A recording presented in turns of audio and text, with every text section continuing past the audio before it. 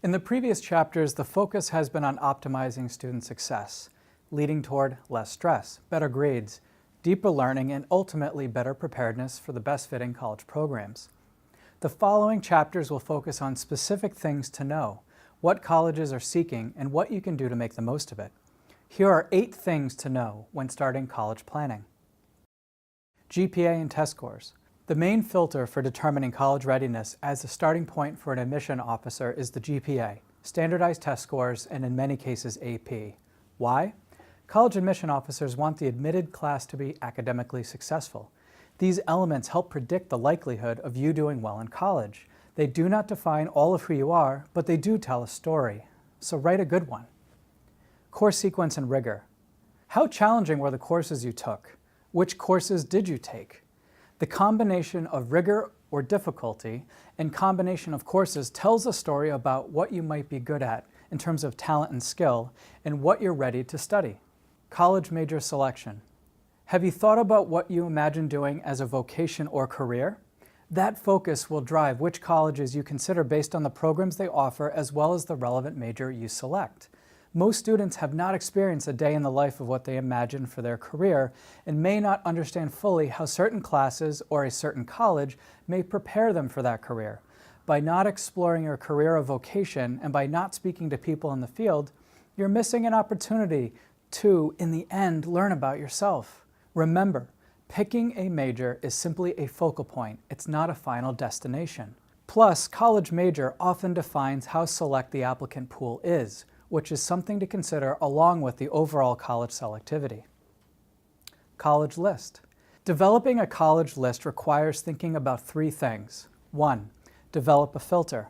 Based on tools like Naviance at your high school and based on tools like US News, does your GPA and test score combination indicate a probability of admission? Most lists are too ambitious. Number 2 is value. The high cost of college should prompt you to consider whether you are imagining a career that will require graduate work, so the cost of college is just the start of educational expenses. Think about your potential starting salary and whether you or your parents will have to carry any loans.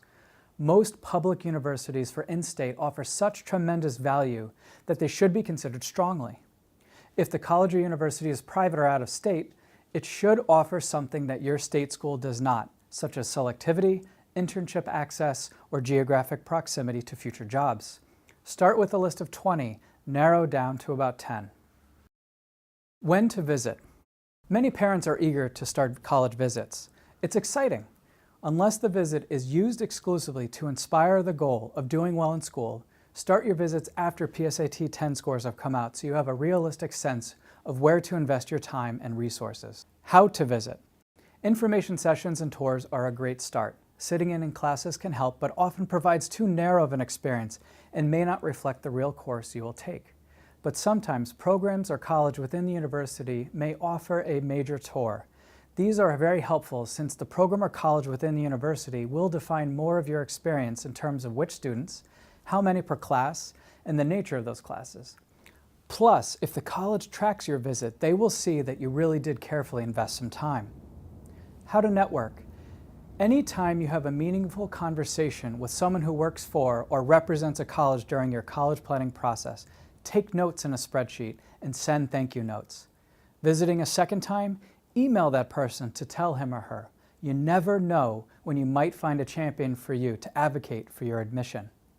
Remember, admission officers are inspired by you, the next potential cohort of students at that college, and the admission process is about people, not pages in an application alone.